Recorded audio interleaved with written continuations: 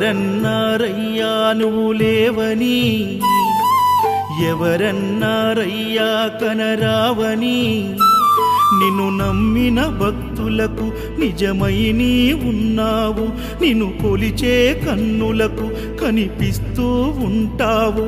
ఎవరేమన్నా అనుకున్నా నిన్ను మరవనయ్యా.